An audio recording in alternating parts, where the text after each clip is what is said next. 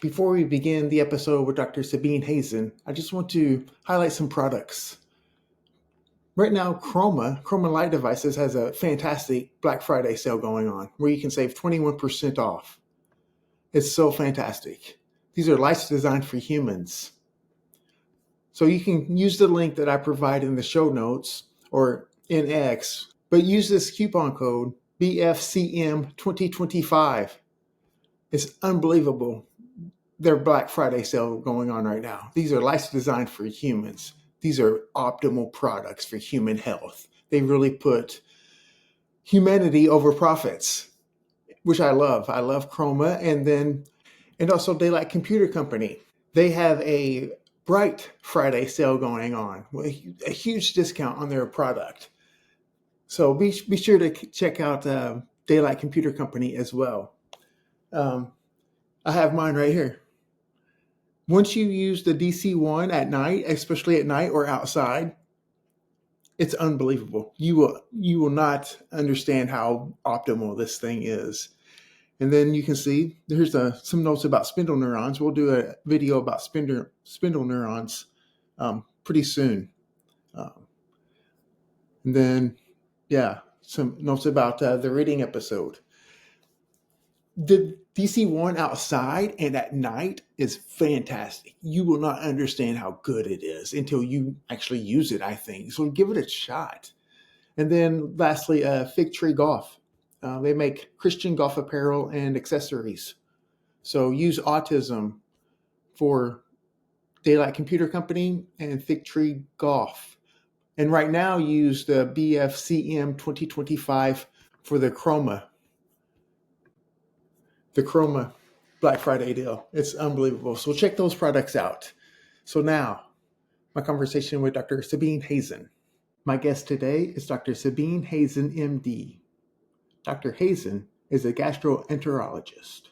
She currently is at Microbiome, a genetic research lab whose interest is to understand the clinical implications of the microbiome. It is impossible for me to sit here and summarize and introduce Dr. Sabine Hazan. Dr. Hazan is one of the hardest working MDs out right now. She is very passionate and serious about the oath and about humanity and about finding cures and helping fight chronic diseases. Surely you will see, if you listen to the episode, Dr. Hazan's passion that she puts forth into her work. So I allow her to kind of just introduce herself in this manner. And you can easily see this passion that I'm talking about. And now, my conversation with Dr. Sabine Hazan, MD. So I'm Dr. Sabine Hazan. I'm a gastroenterologist by trade. I stumbled on the microbiome when a case of Alzheimer's improved with fecal transplant. The fecal transplant was done. Fecal transplant is the procedure where you take stools from a healthy donor and put it in an unhealthy. This was a patient who had C. diff, a bacteria that people get from being immunosuppressed and in the hospital using a lot of antibiotics, getting diarrhea. And so this patient, we did fecal transplant and he improved with Alzheimer's. From there, I'm the girl that basically was bringing drugs to market with pharmaceutical companies, clinical trials, done hundreds of clinical trials for pharma. Worked for companies like Pfizer and Merck and GSK and you name it. For years, I was the girl that was basically bringing these drugs to market. C. diff was my most recruiting, clinical trial, I would say, where basically when the patients didn't succeed in the drug, from pharma, I would do fecal transplant. And when fecal transplant opened up the world and started showing me something in Alzheimer's, I started paying attention. And then when Colleen Kelly's work of, alopecia areata, 2 patients with alopecia areata improved with fecal transplant, I started paying attention.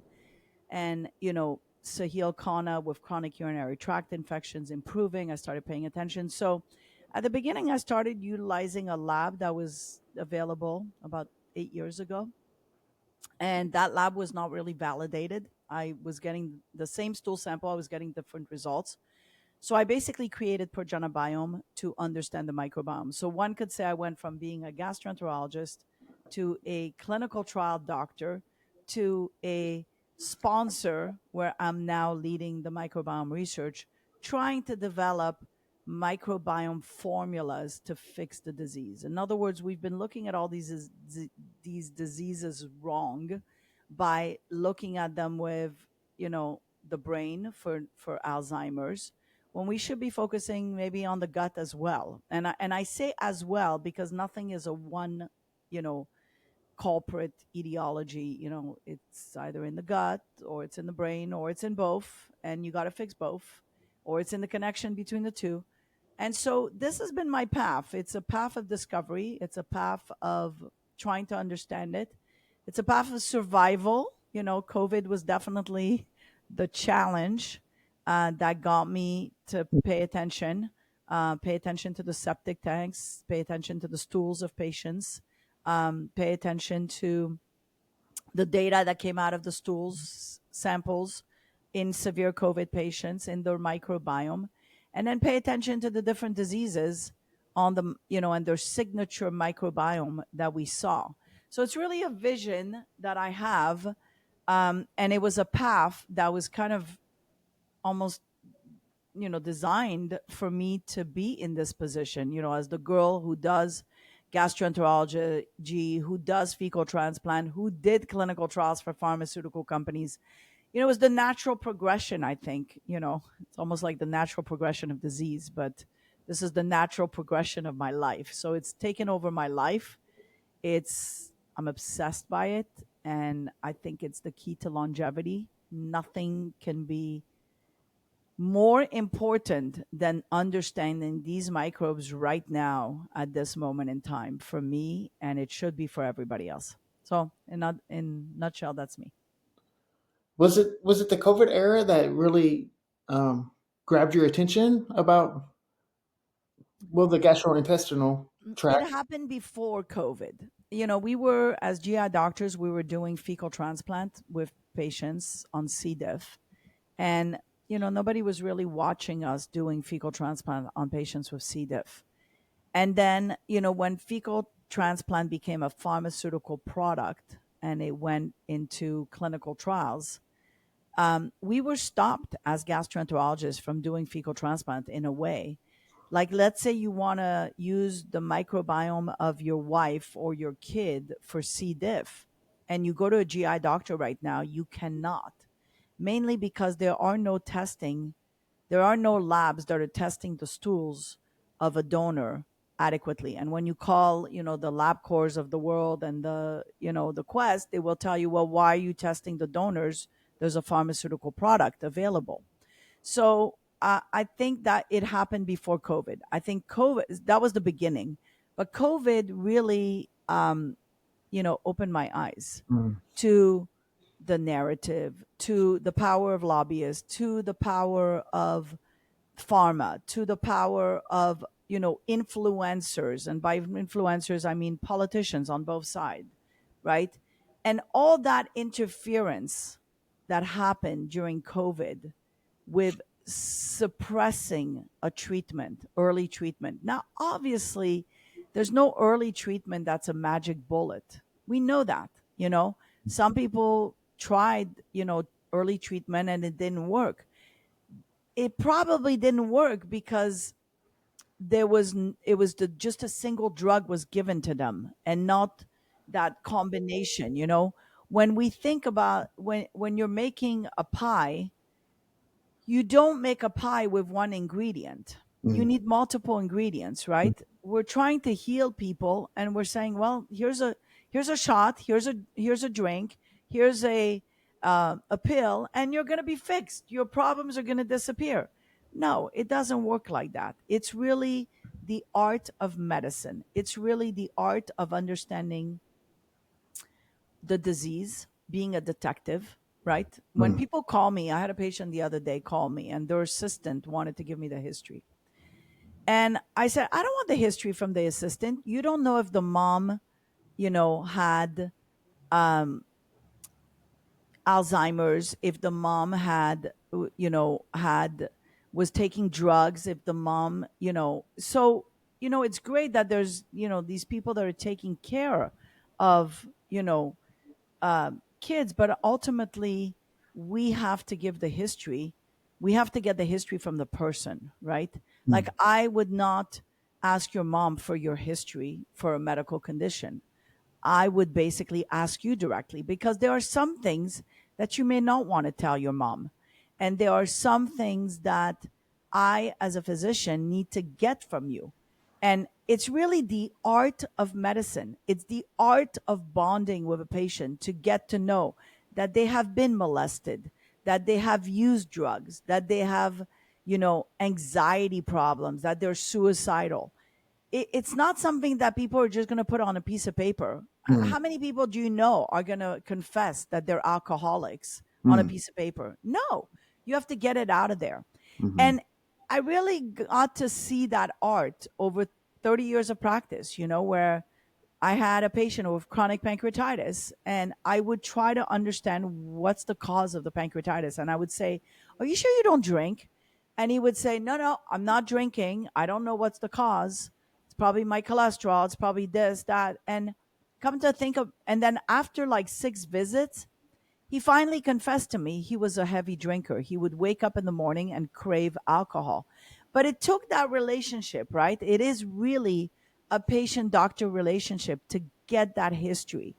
And, when we talk about autism, it's very important to understand that it is really that patient doctor relationship that helps us understand, is the kid a microbiome problem? Is the kid a neurological problem? Is the kid autism caused by an environment? He's living in an environment full of mold and toxins, right?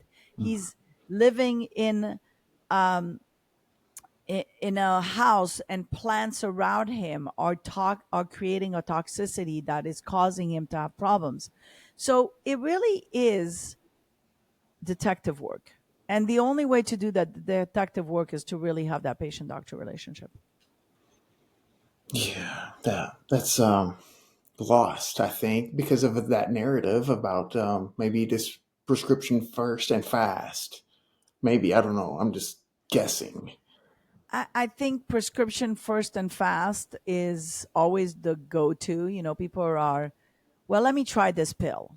Maybe it'll work on my kid. But what they don't realize is that um, you try the pill and you just aggravated your kid's microbiome.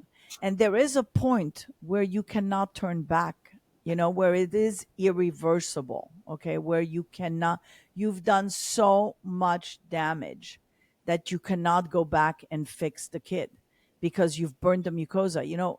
Think about the, you have a mosquito in your house and you're using a machete and you're basically trying to kill the mosquito, but you just destroyed the house. And it's the same thing. I have to think with kids with autism.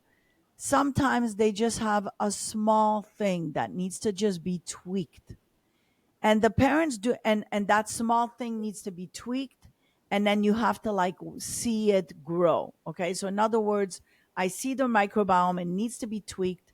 I tweak it and I see a little bit of improvement in the microbiome, but I don't see the clinical picture yet, right? Because the clinical picture is going to take 6 months, 9 months, a year to see. But what happens is these parents are doing a treatment and then they're going, it's not working. Let me go to the next person. So they're shopping doctors because they themselves are very anxious because they live in an environment with a kid that's super anxious, that's running around, that's, not verbalizing, that is in pain, but not telling them that they're in pain, right? Yeah. So when you see that, you see these parents are very anxious. They want to fix their kids right away. But they don't realize it's not a one pill fix, and it's not a pill fix in one day. It is truly, truly, you know, continuous treatment, Mm. observation, and controlling all the factors, controlling the environment, controlling the foods, controlling the diet. It's not simple. And the moms who have succeeded in treating their kids on their own understand that it was a challenge, and they felt it with their gut feeling that this was the right way to do it. Let's continue changing the diet. Let's continue continuing the vitamins. Let's continue that. And then the persistence, and then the kid improved. Okay. Now, the problem is that there's not a lot of data on autism right now. And Mm. a lot of these moms are listening to one person who, was helped with leucovorin, for example, and or one person that was helped with fecal transplant. So they try things on their own, but they don't have the modalities or the tools to really help them see if their kid is really on the improvement side or not. And because they don't have those tools to see if their kid is improving, they're continuing on the wrong path. So this is where the science is really not defined yet, right? We just finally, are all awake onto the problem that we have with autism. This was, to me, that was a bigger problem than COVID, to be quite honest, because when you see 1 in 12 kids and 12 boys in California, 12.5 boys in California have autism, we have a problem, right? And so, when you saw, and it's not just autism, it's chronic diseases, it's Mm. COVID, it's long COVID. Look how many people were infected with COVID. Look how many people died with COVID. That right there gives you an idea of what's happening to humanity. And we're not done with COVID, right? So, the problem is that until we start analyzing all the factors that we're doing that's destroying the microbiome, we're never going to advance medicine. And until we stop retraction of papers, censorship of doctors that are trying to help these kids, we're not advancing, right? And this is what I've realized, right? So remember, I'm the girl that started from as a Malibu gastroenterologist, right? There's no better place to be than Malibu, the physician to like the celebrities, right? And what have I done to celebrities all these years? My celebrity patients, they don't want drugs, they don't want pharma, they want innovations, they want to be done, they don't want to go back to their doctors, they don't want to have an injection every 6 weeks for Crohn's disease, or biologic. They want an innovation that they can go back and say, you know what, I'm back to normal and I'm healthy. So, and those are the people that have the funds, those are the celebrities. So I went from a gastroenterologist in Malibu to a clinical trial doctor that does clinical trials for pharmaceutical companies to being on the front line trying to innovate a product for COVID, to basically opening the door to the microbiome and understanding the microbiome. Remember, I'm not the girl that's an academician. If I publish for other doctors to see what I'm doing. I don't need to publish. I'm a successful gastroenterologist in Malibu. So I don't need to share what I'm doing on my patients. Um, what happens, unfortunately, is what I saw during COVID is this censorship and this, you know, killing the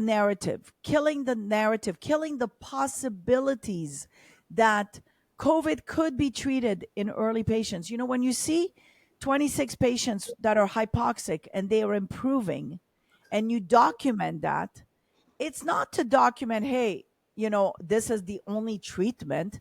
It is to give an idea that sometimes cheap solutions can work for some people.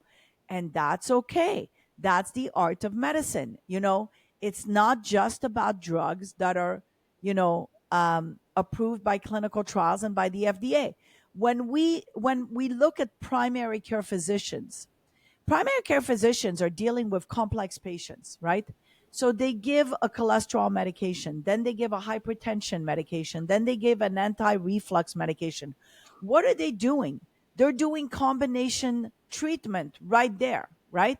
They're taking the history of the patient and they're basically saying, my patient needs A, B, C, D because this is what I know that's going to kill them. And I'm going to try to give them ABCD of drug. Now, the FDA doesn't come to every family medicine doctor and says, oh, I'm sorry, you've just combined A, B, C, and D. you need to now make it a drug into a clinical trial, and therefore it needs to be approved. No, the FDA understands this is the art of medicine, and we need to let primary care doctors treat as such. Now, oncologists are trying to do the same thing where they're combining, treatment, chemos, and basic and immunotherapy. And, the FDA wants a protocol but is that right? I mean, they're oncologists. They're on the front line. They're taking care of those patients with cancer that are dying.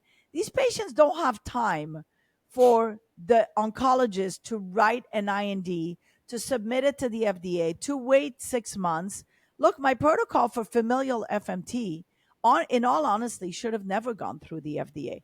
It should have been Dr. Hazen wants to use the stools of Dr. Hazen has analyzed enough stools of kids with autism that she has a good idea of what microbes to give these kids with autism, what microbes should be present in the stools of the donors, that she chooses a certain donor and she saw an N of 1. Now she wants to see an N of 30.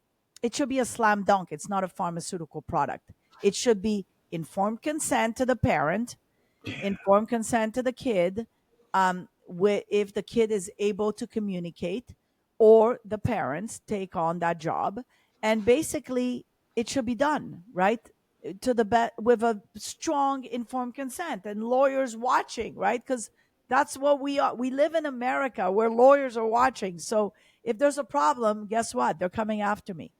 So yes, the FDA got involved. Okay. Yes, they finally approved it, but it took 6 years, or 5.5 5 years. I've stopped counting. And it took hundreds of thousands of dollars that we had to raise, that we had to figure out ways to bring the money to bring this trial. And by the way, we still because it is a clinical trial, because everybody's calling me to treat their kid for familial FMT. They have donors. But unfortunately, because now it is a clinical trial, we need funding now. So it was one thing to keep the trial, to make it alive. It is another thing that we need funding right now to get this trial going. And here's where the funding goes: a CRO, clinical research organization, that overlooks the trial. Regulatory person that reminds me that we need to file a report every year, because I got dinged by the FDA when I did my ivermectin doxycycline trial, because I was wearing all the hats. I was the regulatory girl. I was the doctor. I was the monitor. I was the coordinator. I did it all. I became and I was the sponsor. I was sponsoring that trial. So what happened was I forgot to submit a form to the IRB on time and to the FDA on time. I got dinged by the FDA. I don't want to be dinged again. So that means we need a structure. We need a CRO. We need a monitor. We need a coordinator. We need a regulatory person. We need doctors that are not Sabine Hazan, doctors that are basically overlooking these kids. So these doctors can say, yes, Dr. Hazan is right. These kids are verbalizing, right? So all that takes money. Pediatric neurologists are not cheap. Pediatric gastroenterologists are not cheap. So literally, we have till December to raise funds on autism and these kids we have the 30 kids, and we have more than 30 kids. We'd love to do more than 30 kids. But in order to do this trial with the 30 kids and then make it a 1,000 kids, which we have all these lists of people that are waiting, we need to finish this 30 kids. And then we need to start the 30 kids, we need the funding to get everybody coordinated. Rome was not built in a day, and it wasn't built by one person. And this is the destruction of the microbiome in these kids is the destruction of Rome. And we need a lot of people. We need everyone hands on deck. I'm speaking to you today when I could be, lounging somewhere, because it's to awaken people to say, hey, it's time to support Dr. Hazan. I've been at this for too long. I've showed the data, 2 twins speaking, verbalizing, their microbiome changing. The research won a research award at the American College of Gastro, was recognized by the judge as proof of concept, right? So this is a gastroenterologist, my peer, looked at the data and said, this is, proof of concept. It's time to move on. It's time to advance the field. And by the way, it's not just about feces, right? Because here's the thing, the beauty of this clinical trial is that it's going to tell us who didn't succeed. I'm going to pick the best donor from the family. And if that donor didn't help regain the speech of the kid with autism, then we have to ask the questions, why did that happen? Did it happen because I need to keep implanting? Did it happen because the mucosa is damaged and therefore we need to bring another drug to the pipeline to say, hey, these kids are not engrafting. I'm giving them microbes of their sisters or brothers and it's not sticking.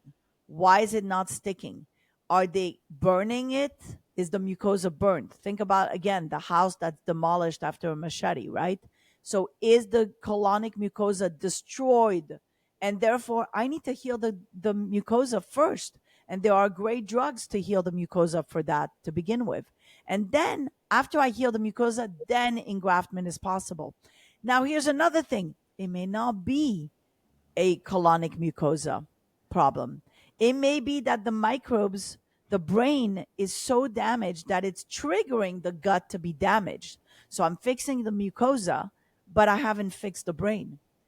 And then here's another thing, it could be at the genetic level, right? Where basically genetically these kids have a problem. We need to fix the genetics. So this is where, my goal, and I'm working with two people right now that are trying to develop two centers, one in Plantation and one in Sarasota, where we're trying to create a universe, in essence, a center for these kids to come in, because we need to monitor their diet, we need to monitor the environment, we need to make sure everything is perfect for that clinical, and we need to have coordinators, neurologists, everybody to be present to follow these kids to see, why isn't this kid not working? Maybe I need to hit them with something else. And this center would have the ability to treat at every level, not just Dr. Sabine Hazan, familial fecal transplant, but Dr. Adams, you know, uh, pill poop, because he's developing his own protocol. Because for those kids that do not have a sibling, they need a solution, right? They have a microbiome problem. That's where the stool bank comes in. So, and that's where the pharma product comes in. So I'm not here to kill the pharma product just because familial FMT might work. I'm here to say, look, there's still a need for your product, your pharma product, because guess what? Your pharma product, we're seeing it right now with C. diff. The pharma product that is in the market right now that they stopped us from doing fecal transplant with is not working for everyone. So guess what? I'm back to square one, taking my families, my siblings, my spouses, and giving them poop because my patient still has C. diff, even though I gave him the pharma product. So at some point, we're going to have to realize that. And here's the other thing, not everybody wants stools from a stool bank. We should have the right, if I have C. diff as a patient and I want my daughter's poop, I should have the right in America, because we are a free country, to choose my daughter's poop for my C. diff, right? So I think we need to be able to allow treatment and stop the censorship of treatment, because we believe that it stops the bottom line and it stops the price of a stock. Okay. The price of a stock can still go up. Okay. When you have a product that's going to be helping kids with autism. But here's the thing, the price of the stock is going to be demolished if you don't help these moms with kids with autism. Because right now, who's driving the force of the politics and who's driving the force of humanity are moms that have had enough, moms who are suffering with kids with autism and or kids with diabetes or kids with lupus or morbidly obese kids and Mm, had enough. And they're saying, what have you done to our kids? mm, What has been going on? We've been listening to you, and you've made our kids diseased. Mental health is through the roof, right? We have a problem. Our kids have a problem. And if we don't stop that right now, and I'm speaking as a mom, and for millions of moms out there, if we don't stop that, this is the end of humanity. The kids are our future. Who's going to take care of us when we're ill? When 1 in 12 and a half kids is autistic and needs help themselves? I mean, do we even think outside the box? You know? And by the way, even billionaire Roe is going to need a good doctor. They're suffering. They have kids that yeah. are on the spectrum themselves. So we can't stop research. We can't interfere with science, and we got to let the flow of research going. And unfortunately, right now, what I see is the same, cookie cutter medicine happening. Funds are going to academic centers, foundations are sponsoring, are sponsored by pharma to recruit patients, and therefore they're not doing other things that are innovative. That needs to stop. We need to be able to allow every innovation, never know, it might work and improve. And it doesn't mean that it's going to stop the price of the stock. It doesn't mean that it's going to stop the product from coming to market. It just means that it gives us one more clue to the mystery of life and disease. So I tend to talk a lot. I'm passionate about this, as you can Yeah, see. it's very good stuff. I can't help but notice about. I can't help but mention the censorship, and anytime the medical paradigm says "don't take this," there's no research behind this. It's very telling, and I can't help but mention Andy Wakefield either. I Oh, mean, yeah. And poor Andy. Poor Andy. I mean, like, Dr. Wakefield was a warrior. He just spoke out of honesty. He spoke out of the goodness of his heart to help these kids. And he asked questions. He didn't even say the vaccines cause autism. He just said, look, these moms are coming into my office and they're saying my kid got the MMR and a day later stopped speaking, right? And he just said moms are not crazy. So are we supposed to not listen to moms anymore? Are we supposed to not listen to patients? Why are we gaslighting these patients? I mean, as a physician, the first thing I was taught in medical school is take a history from a patient and develop that relationship with the patient to get that history. We're back to the art of medicine.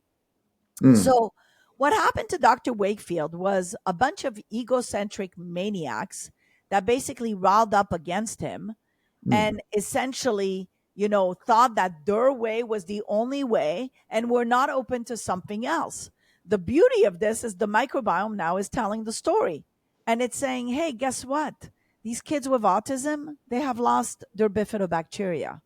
mm. And guess what? The studies of Dr. Hazen, which won a research award at the American College of Gastro, showed that the messenger RNA killed the bifidobacteria in patients that before and after taking the vaccines. And restoring the bifidobacteria improved the speech of these kids. So that doesn't mean all the vaccines cause autism, kill the bifidobacteria.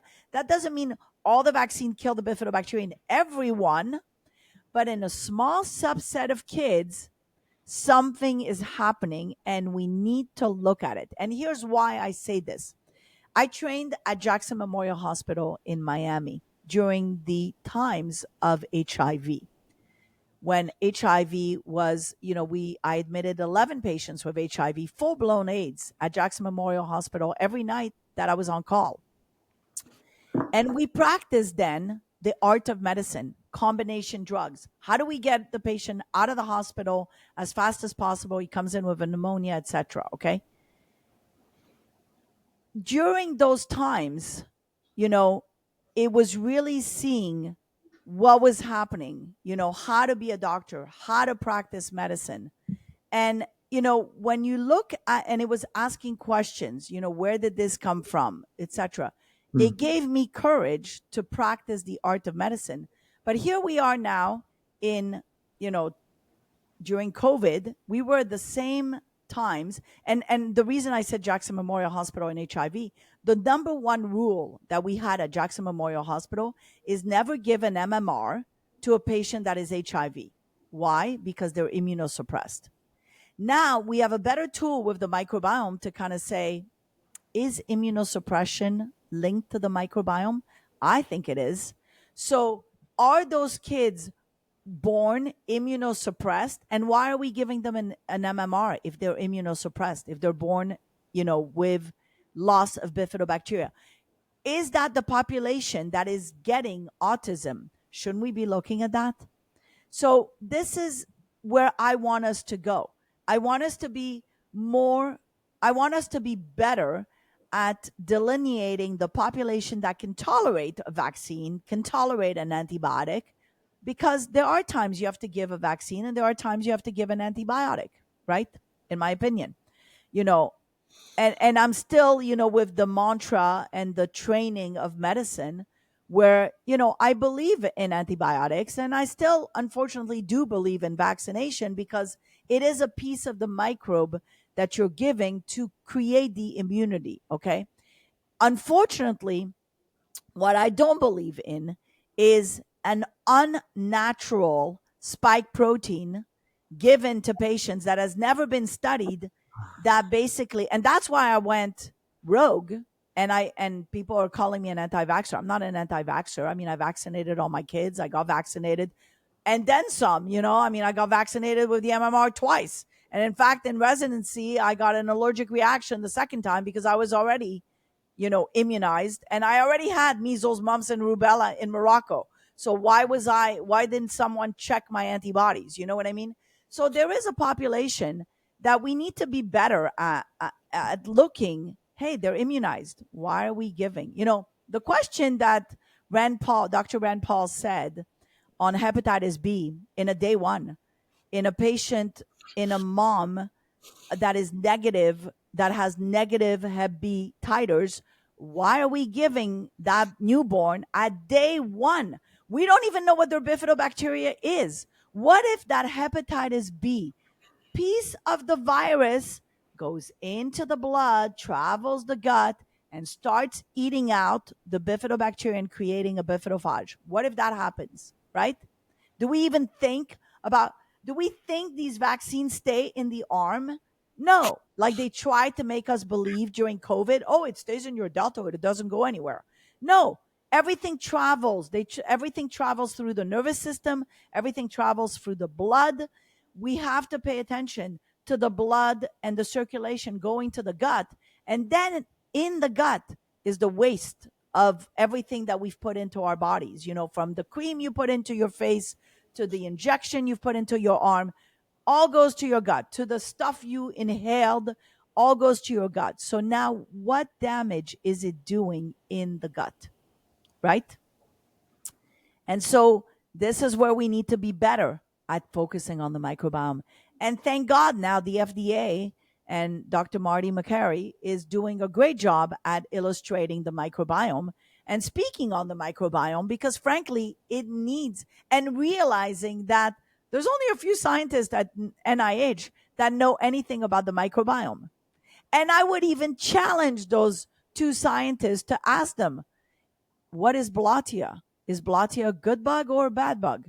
You know, what's Eubacterium? Is that a good microbe or a bad microbe? So until you start, here's how you understand the microbiome. You have to attain a cure. And then you go back. Like, think about those two kids with autism, right? The two twins. I discovered 3 microbes that were possibly the culprit of their autism. Now, that doesn't mean it's a culprit of autism for everyone, but I discovered the culprit in those 2 twins. Now, when we treated them after treatment, we improved their speech and they're reading every single books. Those microbes disappeared. And then the good bacteria reappeared because guess what? You got rid of the bad bug. How did I see that? It's the art of medicine, right? Kill the bugs, restore the good microbes, right? By knowing what I know about the microbiome. So imagine if you now, how did I get there? By being ballsy and saying, you know what, I'm going to try this and I'm going to try that and I'm going to try this formula and that. And the mom is respecting me, and I had an informed consent with the kids, and I didn't go crazy. I just used certain things that I knew would kill one bug and would improve another. And then speech reoccurred in these kids, right? But here's the thing. So to understand, now we can go back and say proof of concept: improve the bifidobacteria, speech restores. Kill those microbes, bifidobacteria goes up, speech restores, right? Now we can go back and say, okay, well, how do we do this in more kids? How do we continue this art, this vision, right? This manipulation of the microbiome. So, you know, science is always kind of catching up, right? So people are listening to my data. When I was during COVID, when I spoke out on COVID is in the stools, others listened. And then pretty soon we were looking at the septic tanks, and pretty soon gastroenterologists started looking at the mucosa of patients with COVID. They started looking at spike protein. They started looking at COVID in the stools. And there were a lot of data that showed that COVID remained in the stools for a long time. So science caught up to, now we can say with certainty, yeah, of course COVID was in the stools. Yes, COVID is in the stools. How long does, but what we don't know is how long does it last in the stools in that individual? How do we get rid of it in the stools when you find it? Are long COVID patients caused because they still have COVID in the stools? I can tell you, I have a patient that has had COVID in her stools for about a year and a half. And I had to get rid of COVID first before starting to regrow the microbiome. Because think about it. It's like you've got ticks, you're not ticks, but you've got, scabies. Until you get rid of every little bug on your skin, it doesn't matter that you put lotions to remove the rash. You got to get rid of the bug. You've got lice in your hair. You've got to get rid of every single little egg before you could start putting conditioner in your hair, right? But everybody is on to long COVID, and they're all looking at, well, and they're admitting what I've been saying from day one, which is it's a microbiome dysbiosis, right? Long COVID, we showed, is loss of bifidobacteria to begin with, and vaccine injury is loss of bifidobacteria to begin with. So science will catch up and will realize. And when I talk about a disappearing microbiome, and then there's a study in LA that basically shows that 25% of kids born have adequate bifidobacteria. This is validating again what I've been saying, that we need to pay attention to the loss of bifidobacteria in kids. And maybe, just maybe, the loss of bifidobacteria is the trigger that starts autism. Maybe. I mean, I could be wrong, right? I mean, this is all hypothetical work, and I'm the first one to say it's all I wrote the book, Let's Talk SH.T. I could be full of it, or I could know it. But at the end of it, guess what? I'm ready to talk about it. And I'm ready to talk about it with the people that are so pushing one narrative. Yeah, that's a bad thing. And that's the problem, right? Yeah. Why didn't anybody, I'm, I've done hundreds of clinical trials for pharma. I'm equipped to kind of discuss research.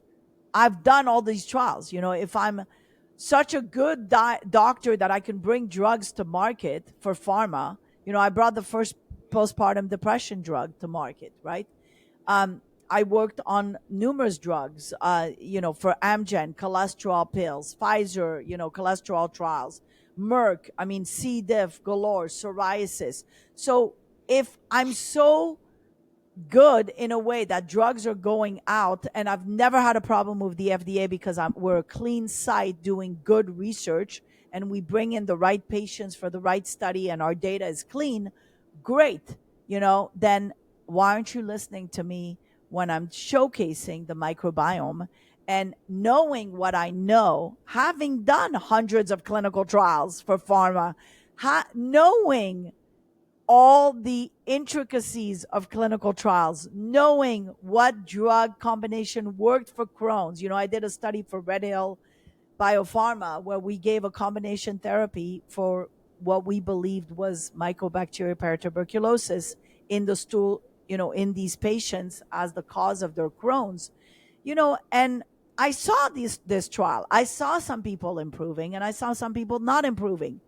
So I've been very privileged in my life that I've seen a lot of things in clinical trials, that I've read a lot of investigators' brochures to know all the combination that are used for treatment of cancer, for treatment of of uh, C. diff, for treatment of uh, cholesterol, Crohn's disease, ulcerative colitis. I've done a lot of psoriasis. I've done a lot of clinical trials to see the direction that pharma is going. There was a time everything was antibiotics for everything, right? We went for antibiotic for an infection, and then it became antibiotics for acne, antibiotics for psoriasis, and then the era of biologics, right? Biologics for Crohn's, biologics for ulcerative colitis, biologics for, psoriasis. So I see the progression, and now I know we're in the feces business because the first company that has you know, a capsule of poop is out there. So now everybody's in pharma is gonna start developing, and I saw it. I saw it before COVID. That's probably why I went rogue in a way, because I was seeing on my desk, clinical trials of China, Korea, poop from China for C. diff, poop from Korea for C. diff. And I'm like, wow, we're in the poop business and we have no idea what we're doing. And there's like trillions of microbes out there. And to me, that was a way of globalizing too. And in my mind, I was like, why would the poop from China be good for America? We have completely different diets. Why would the poop from Venezuela be good for Americans? Different diets. Why would the poop from Mexico be good for and I'll give you a better example. Why would the poop from the Amazon jungle be good for Americans when the Amazon jungle is the original microbiome? People have, a sterile person that goes from New York to the Amazon jungle cannot survive the Amazon jungle. They'll come back with diarrhea, vomiting, etc., because they're sterile. They've been sterile. They've never seen these microbes. So, are you going to seriously give a microbiome of the Amazon jungle to a kid that's living in New York? Absolutely not. So, but unfortunately, this is where people start thinking, oh, I'm going to make money from poop. And it's the gold rush. And I'm going to start storing stools from the Amazon and the Amish and, all that. And it's going to work. No, it's not going to work. So save your money, save your space, save your time. Don't do it. Preserve. We need to preserve the microbiome of every region. That's it. Something that's worth highlighting is that mother's instinct that you mentioned earlier, because so many autism moms, Maha moms, even I think some of them are calling themselves, their instinct is so good, and they're always right. They always know what's right for the kid, but also having the sticking with the treatment, because you mentioned leucovorin. Leucovorin takes time. Yes. Richard Fry was on in the spring before HHS mentioned it, and it just takes time, and people bail out. And I love Richard. Richard's brilliant. Yeah. So, yeah, he's brilliant. So, I absolutely, it takes time, and evaluations need to be done, right? Kids need to follow up with their doctor to test a CARS testing, an ATEC score, to measure, to have markers that can guide the doctor to say, yeah, your kid is improving, not just mom saying my kid's not improving or my kid's improving. So there needs to be a follow up, right? So and leucovorin may be for a percentage of patients, but it may not be for all patients, because obviously otherwise I wouldn't be busy. I see, Dr. Fry refers patients to me. So it's not a one pill solution, but hey, leucovorin is a safe enough drug or pill that basically is, because I don't really consider it a drug. It's a safe enough pill that you could say, hey, let's try it. And by the way, nutrition also is safe enough that you could say, hey, let me try nutrition on my kid. Let Mm. me educate myself on the microbiome. Um, and let's see if that can help my kid, right? So there are first steps that moms can do. And yes, you're right. Mom's instinct is impeccable, and moms are there to protect their kids. They see the danger before the kid sees the danger. And that's why the mom, when you have a mom like holding a kid from like playing or eating something, because they know what's going to happen to their kids. It's that umbilical cord is not really cut. So I think we need to start listening to moms more, and we need to start trusting moms, and we need to pay attention to what they're doing. And I would not be here speaking on the two cases of the twins if it wasn't for the mom that was really vigilant with paying attention to her kids, because I wasn't there every day. And she saw something from day one. And she said, Dr. Hazen, you don't understand.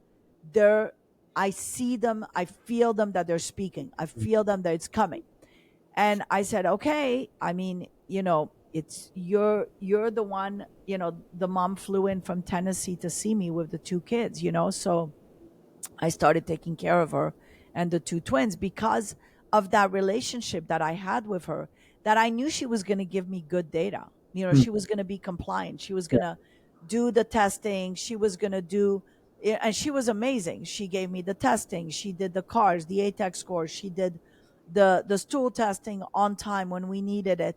That's the kind of relationship that I want, because listen, it's great that I'm helping a kid with autism, but more importantly, my job is to help the community understand autism better. Mm. And Yeah. my job is to write the data. The problem is when there's interference, and even the write-ups of the papers, when my papers are being retracted for no good reason, completely harassment. I mean, the journal did a peer review on 4 of my papers, approved it by my peers, okay? A bunch of investors and PhDs are criticizing it on a website called PubPeer, and basically they go to the journal, and now they are better than the peer reviewers that are my peers, and their voice is heard better than the peer reviewers that are my peers. I mean, there's a problem. We have a problem. That's like a plumber coming to criticize my colonoscopy skills. Just because the plumber deals with poop does not make him a gastroenterologist to criticize my colonoscopy skills, right? This is what we're dealing with here. We are dealing with a bunch of scientists and investors that have an incentive in the stock market and trying to, mess up the stock price for others, that are coming in and censoring the data and harassing the journals. And that's a problem. Yeah. So, and they're all anonymous. So you don't even know who they are. If I have a person that's going to criticize my paper, say it to my face. When I criticize a paper, I say it to the physician's face. Okay. And guess what? The majority of times the physicians are like, yeah, you're right. But, these criticisms of, hey, we're retracting a hypothesis because of the fact that you quoted people whose work was retracted after my paper was published, right? They were retracted after my paper was published. So that's not okay. That doesn't retract a hypothesis, okay? So, it was ridiculous, the comments, and there was nothing wrong with these 4 papers that were retracted. And I'm not an academician. I'm not perfect. I shouldn't even be writing my data. The fact that I wrote my data to showcase my work to the world, okay, guess what? It was on my money. Nobody paid me. I spent hundreds of thousands of dollars on these publications and this research. You don't want to look at it? Hey, no problem. But guess what it did? You know what it did? It put me on stage because you're now talking to me. And those papers that are retracted are read most than the papers that are not retracted, because the public is aware now. Because the public is aware because of what happened to Dr. Wakefield. We're back to Dr. Wakefield. That's exactly the cookie cutter formula that they used for Dr. Wakefield. Well, Control guess the what? narrative. They Yeah. just want to And control the and narrative. Dr. Wakefield was an academician. He was top of the game. As a he was used as kind of like the picture of, hey, don't defy pharma, because Hmm. look what's going to happen to you. We're Hmm. going to retract your papers. We're going to retract, your name. You're not going to work for an academic center anymore. Here's the problem with me. I'm not Dr. Wakefield. I'm a girl with a chip on her shoulder. I'm the girl that was told, you can't be a doctor. You can't be a gastroenterologist. You can't be a mom and a GI doctor. You can't look at the microbiome. And every time someone says to me, you can't, they turn me into a hurricane. And that's it, because I'm a woman and I'm a Leo. So hear me roar. And if I'm that person, there are a million women just like me. And in a way, it's hard to hear from a woman, right? But ultimately, we are the mothers of humanity and we are birthing these kids, and we have to have a voice. And this is my voice speaking out on the microbiome, speaking out for our children, representing millions of moms out there. We're tired of being divided as the mom who works and the mom who doesn't work. We're together on this, okay? Because we're together on with our kids. We realize it's a challenge to do it all, you know? And for a woman like me to be on the front line, there were sacrifices that were made, that I wasn't there, for my kids. So, it's a problem, that but I'm there because I realize that if I'm not speaking as a scientist, as a gastroenterologist, as a clinical trial doctor, as a woman who was on the front line of COVID, as a woman who was treating kids with autism, who is going to speak? Hmm. We saw who spoke during the pandemic. Yeah. Very few, very few. Is And that in fact, very few women spoke during the pandemic or were put on stage, by the way. Yeah, Tally Bowden maybe is a good one. Yeah, Mary. Yeah, Yeah. very few. Molly. Yeah. Do you have time for some questions, or do you have to go? Yes, go ahead.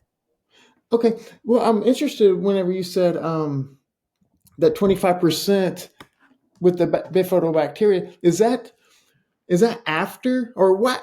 At what point can I they I get? don't know because I didn't do that study. Okay. So So is getting the bifidobacteria checked something that you would recommend, and how does that the happen? problem is that the majority of tests out there are not validated. So they're just not validated. So in other words, you test with a lab and it tells you have zero bifidobacteria. Can you really trust it? Did they go deep enough to look at that? So parents can test with us under a research protocol. We test a lot of babies. We love babies poop to just get more data. But unfortunately, it is expensive because of the fact that, it is deep sequencing. It's whole genome. In other words, we see every single microbe and it's deep. The foundation pays for a portion. The Microbiome Research Foundation pays for a portion of those stool testing. We also put people that cannot afford it on a list. So whenever we have a study or whenever we get funding, we get grants. This is before Christmas, so I encourage everyone to donate to the Microbiome Research Foundation. This is how we advance research on the microbiome. And essentially, what we do is when we get a grant, we start looking at our database and say, okay, let's approve 100 kids to be tested for free. And I'll usually put it on Twitter, on X, sorry, and I'll basically say looking for 25 diabetic kids. That's because we got a grant to test 25 kids with diabetes, or looking to test Manuka honey, which we did a study. So we're looking for patients.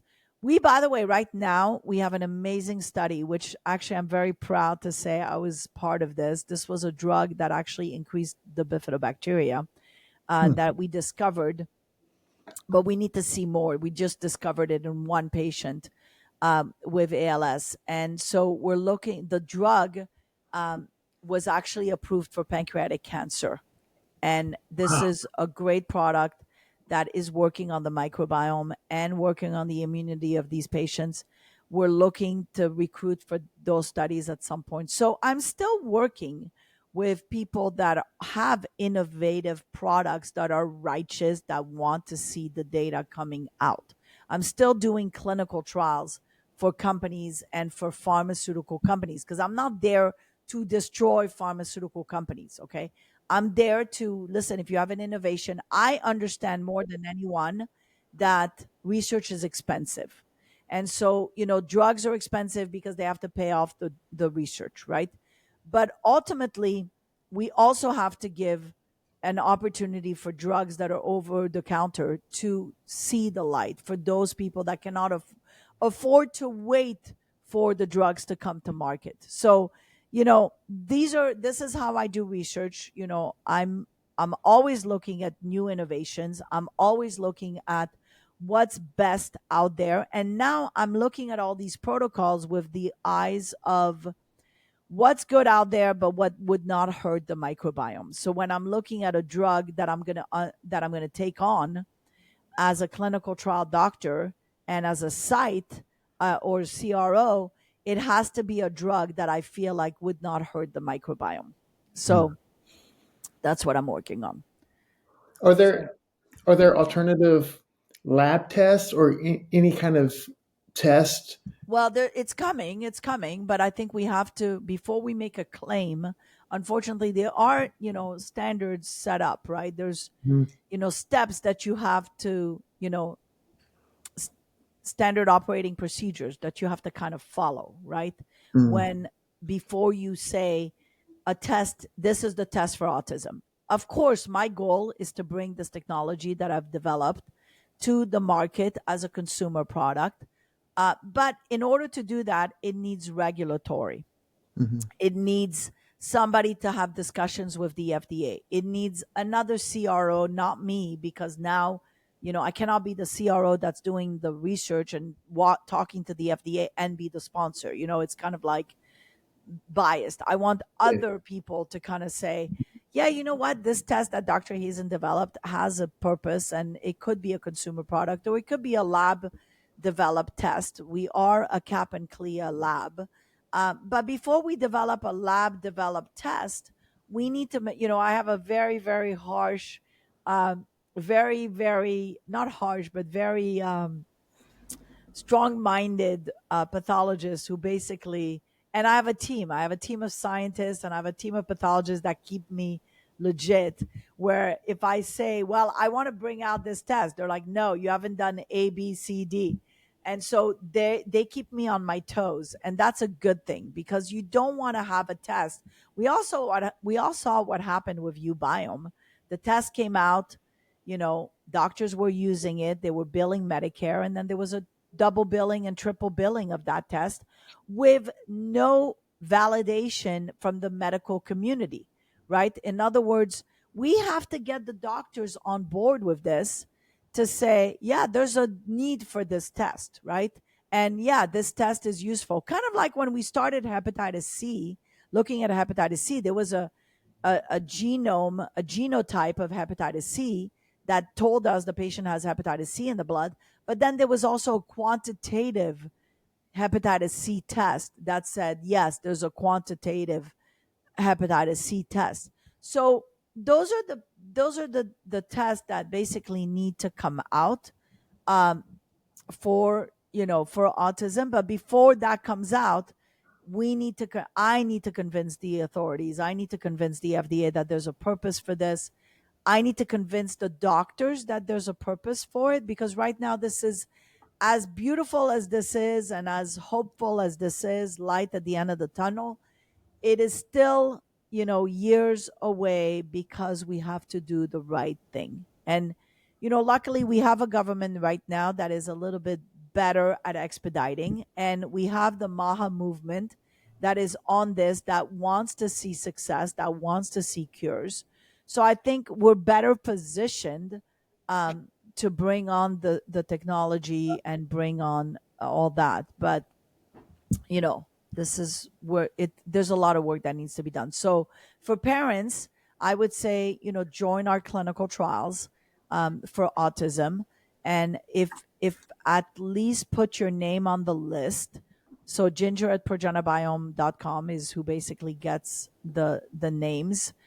Contact her, put your name on the list, and we will call you when we do get funds. I'm working really hard to get funds for all this. So this is a big undertaking, right? 1 in 12 and a half kids with Mm. autism in California, boys in California with autism. This is a big undertaking. And this is an undertaking that's not here to just light up the problem of autism, like all the foundations and everything, but it is here to try to push the treatment path, to try to push the cure path, because that's what we need. But before we say a cure, we need to have agencies and other doctors validate all that and say, yes, Dr. Hazen is right or wrong. Okay. I'll put all that information in the show notes too. And Thank you. yeah, definitely. Um, so I have a kind of a random question because I'm a big fan of Dr. Jack Kruse, the neurosurgeon and quantum physicist. I heard him and you on Alexa's podcast, and you talked about maybe doing bifidobacteria and red light. Yes, yes. We started with a couple samples, nothing we can discuss. Okay. We got Jonathan Otto actually sponsored us a big red light panel, so I'm excited about that. So I have to get together with Jack, and if you know anything about Dr. Kruse, he's very hard to get a hold of. You Yes. almost have to fly where he is, right? And yes, so he's a brilliant physician. I'm not so sure I agree with his controversial and getting involved in the politics. I try not to blame anyone for anything. I try to actually I blame the microbiome. I try not to look at people as my enemies. I just try to look at them as, hey, they're missing microbes. Even the people, by the way, even the people that retracted my papers, I don't look at them as enemies. I look at them as, okay, upset about the fact that their company, went under, upset about the fact that they probably have a lack of microbes.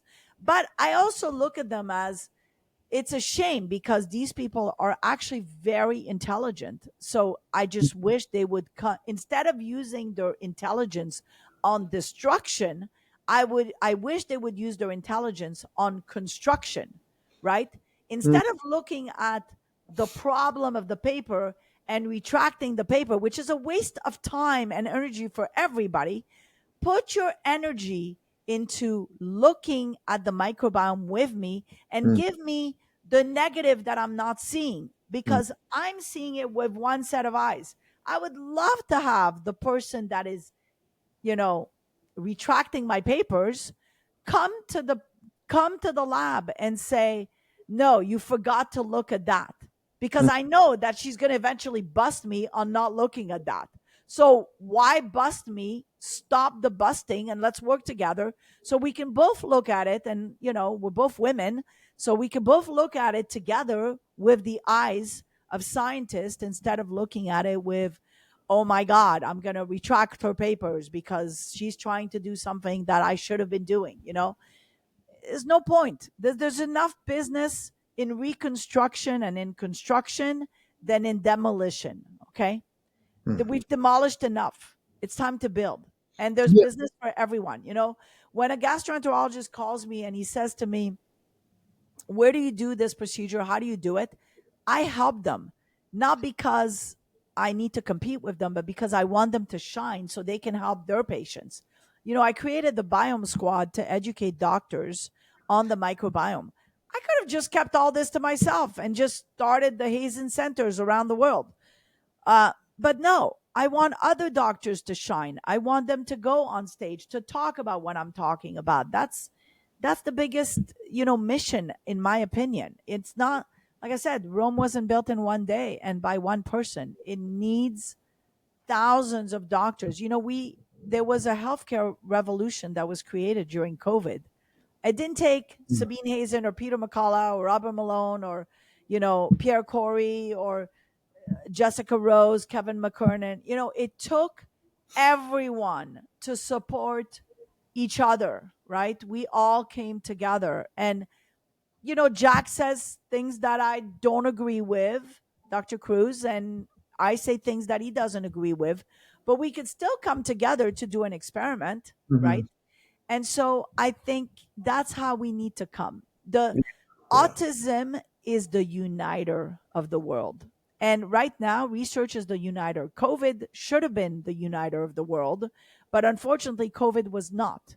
So now autism should be what unites the world. Kids have autism in Saudi Arabia. I talked to a family from Saudi Arabia the other day with a kid with autism. Kids in Egypt have autism. Kids in Japan have autism. Kids in America have autism. This is not a one place population, one race, one gender problem. Boys and girls have autism. And it's not a religion issue either.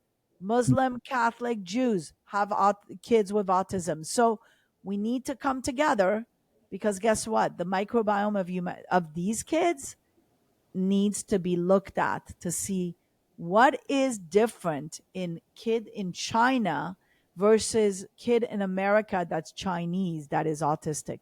What is different in kid in China that's autistic or similar in the kid in China that has autism to the kid in America? Okay. Different microbes in China. Bifidobacteria is a microbe that's very prevalent in America, and that's our great microbe, right? But it's not necessarily the microbe that you need to have in the Amazon jungle or in the Amish population or in the Chinese. So, therefore, that's why we need to start looking at the world and humanity and looking at it with eyes of discovery and not eyes of we need to make a buck on this. Okay. And that's hard to do. Yeah. There's very few people that will look at, a project and say, I'm not planning to make money on this. I'm planning to push the narrative. I'm planning to push the funding. I've not made a penny, since I started. Um, because of the fact that I'm constantly reinvesting in the research. I'm constantly reevaluating myself, relooking at it. And the other thing is, this is a huge undertaking. You know, this is thousands of kids that need to be treated, millions probably. This is looking not only at autism but Alzheimer's. The same formula we did Mm. with autism, we want to reproduce with Alzheimer's, Yeah. Parkinson's. Are there signature microbes in GIST tumors? The other day I had a patient with GIST tumors, and she said to me, "How come you started looking at GIST tumors?" I said, "Because I had a couple patients with GIST tumors." So that needs funding in itself to see 1,000 stool samples with GIST tumors. So I think, at the end of the day, I embarked on this. Somebody offered me $196 million for Progenibiome, and I didn't take it because this is bigger than money. This is understanding. This helped me understanding how to survive COVID. This helped me understand how to possibly live longer. That doesn't mean I'm right. Okay. That does not mean I'm right. But this is an opening, a light that I need to follow. And of course, I'm going to follow it because what does it matter at the end of the day if I'm dead in a year, and I didn't look at this? So, hopefully I'm not dead in a year to, understand and to continue this path. But that's what it takes. It takes righteous people that are basically, not there all about the money. The money will come. I always believe that if you do things the right way, money comes. Yeah, one thing that I do love about Uncle Jack Kruse is he always says incentives dictate outcomes, and it's like from what like you described, it's like centralized medicine has become profits over humanity. But like doctors like you take the oath serious, and that's why I just I'll tell you how I took my oath serious. I was the patent of hydroxychloroquine, Z-Pak, vitamin C, D, and zinc, and most people don't realize was my patent. Okay. It was an idea that I got from Didier Raoul because he looked at hydroxy, Z-Pak, and zinc. but what happened to me was more, I saw that it killed the virus in the stools initially in a couple patients. And I was like, I wonder if that's the answer. And then when I did I was trying to name it. I put azithromycin, Z, zinc. HAZ was the first three letters of my last name. And I said, wow, God is sending me a sign, right? Because I'm a huge believer of God. Mm. And so I named the patent Haze D-Pack. Someone offered me $10 million for that patent. And I said, no, I need to see the data clearly, and I need to make sure that it doesn't kill the microbiome. And guess what? It did kill the microbiome. Okay. So it wasn't the solution. It was the solution for some, right? And in a way, it's kind of funny because interference and research happened, but it happened in a way that was a good thing, because that combination should not have been given to everybody. It was a combination that's only the people that have zero bifidobacteria have to, and it's in the severe population. That's who really benefited from that drug, okay? Drug combination. But here's a perfect example. I didn't bring it to market. I could have pushed it. I could have brought in, but I didn't bring it to market because I felt this is not the right answer. Now, ivermectin doxycycline, we did the protocol. We did there was again interference in research, but again, was not for everybody. So, I kind of stepped back, during the pandemic, and Dr. Barodi took on, who passed away, he took on the ivermectin doxycycline zinc protocol. And I didn't want to have anything to do with it because I felt like I'm not so sure it's the right thing to give. Now, if we make it certain parameters that it's the right thing for certain people, possibly, but then that takes a lot of work. I felt that those drugs needed to be left more for the art of medicine. So, this is where knowing, and I felt that really my job and my role is not to bring out for COVID, was not to bring out a drug combination, but really to illustrate the microbiome. And I think, if anything, this is my role in all this. In full transparency, would I love to see a stool test in the future being developed by Progenibiome? Sure. But, I just don't feel that right now we're there. And I'm being very honest with it. I just feel that right now there's so much to learn. And the reason that I don't feel we're there is because, let's say I send you a stool test, okay? You do a stool test, and I tell you you have a bacteria called Blottia, and you have a lot of that bacteria. You're going to freak out, and you're going to say, oh my God, I need to kill this bacteria. I'm going to do ozone therapy. I'm going to do EBU. I'm going to do all these things to kill that bacteria. But guess what? That bacteria was good for you. It's what was helping you survive. That doesn't mean that bacteria is a good bug or a bad bug. I'm just giving an example. Mhm. Oh, I should have called it bacteria X, because people just take whatever I say and kind of destroy it. So basically, let's say you have bacteria X, and I'm giving you a report that says you have 30% of that bacteria. You're going to freak out, and you're basically going to say, oh my God, I need to kill it, right? Mhm. So that's why I have to be responsible until we understand better the microbiome. I have to be responsible. Mm. And you heard Dr. Marty McCary yesterday, or in a video. He said, a few people at the NIH are dealing with the microbiome. And I can assure you, those few people have no idea what's going on in the clinical, because the NIH is, still needs doctors on the front line that are innovating treatment, right? And that are courageous enough to use treatment. So it takes courage to practice medicine, and especially in 2025, approaching 2026. Mhm. It's going to take a lot more courage. We're entering a world of AI, where AI can be your doctor. We're entering a world where they're going to try to censor as many papers that doesn't fit their narrative. We're entering a world where the price of the stock matters more than the price of a life. And these are the fights, and these are the battles. So my only hope in a way is that I realize and what I see are the people that are driving the forces that are driving the price of the stock, are becoming patients. And those patients at some point will stop the interference of research because that's what it takes. So, because we're all going to be patients. You said to me, it's doctors like you. I had no choice. I was on the front line of COVID. What was I going to do? Mm. Sell a product that was going to kill my microbiome? No. Then what am I doing? I'm killing everybody's microbiome.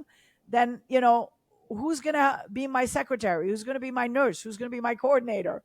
A world without humans is just, with one human or one race, is just not a world. Okay. We need the diversity of races around the world to create humanity. Mhm. Think about what the Italians bring to the picture. Think about what people from Mexico bring to the picture, what people from India bring to the picture, China, Japan. We're all beautiful in our ability to do something because we all have different microbes that are bringing on to the puzzle of humanity.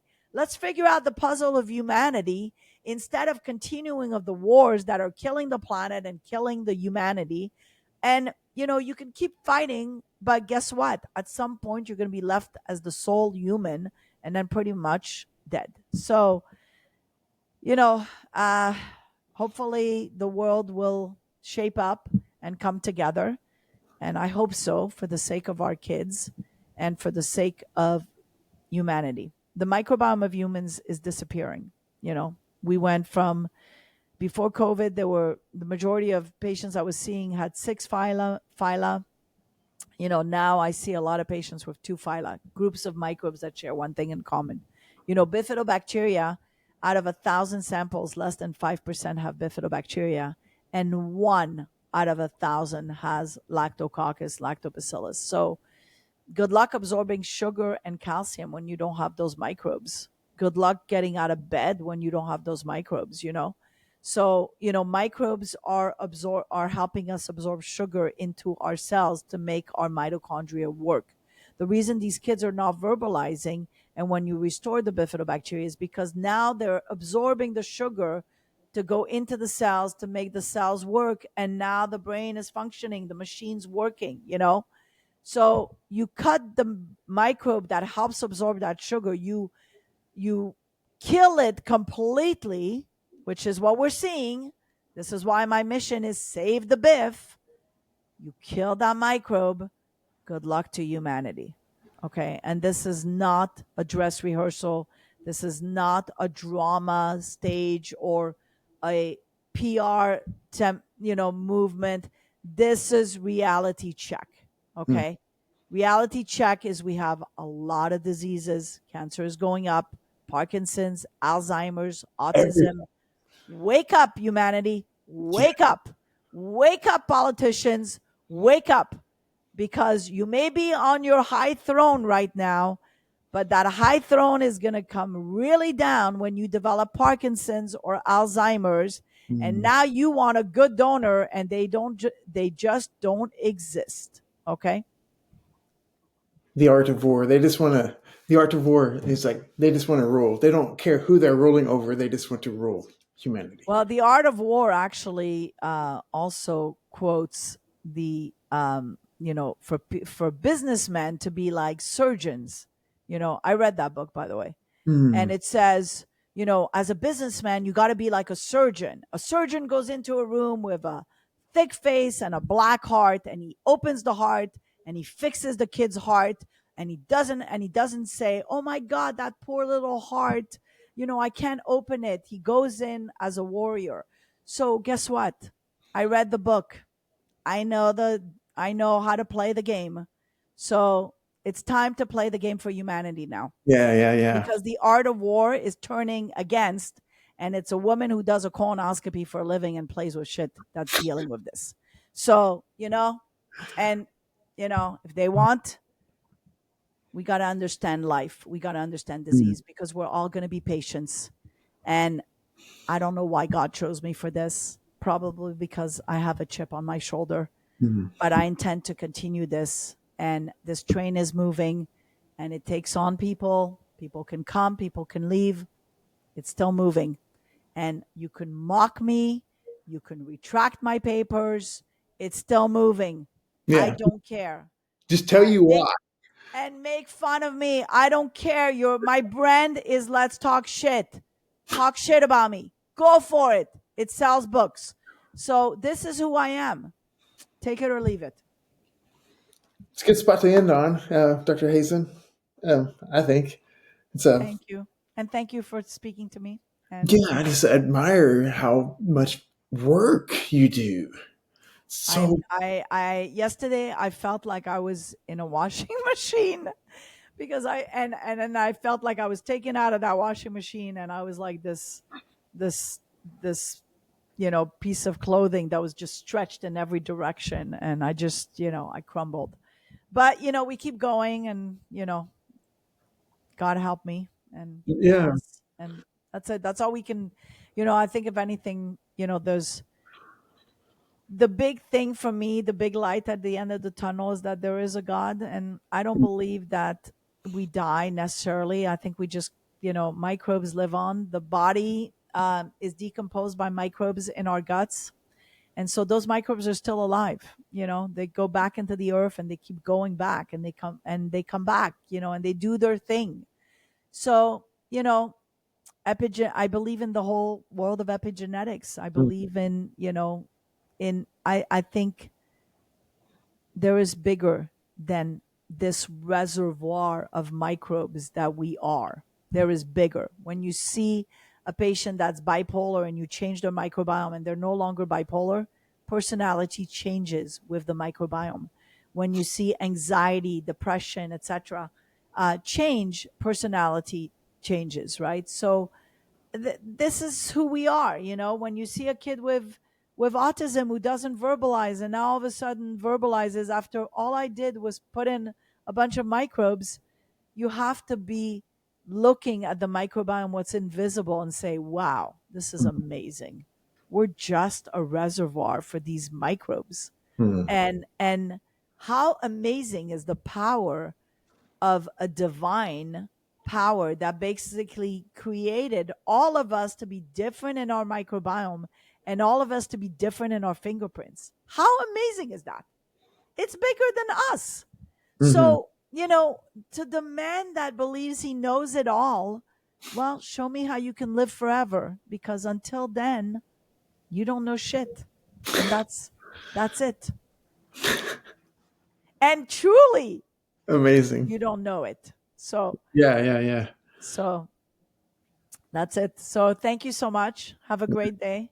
Yeah, thank And you. let me know where it's on and I'll Keep post it. keep let me keep us updated somehow on the red light and bifidobacteria because I love red light Of course, I will. because it's a big problem. We're not getting the full spectrum light anymore. That's a big problem.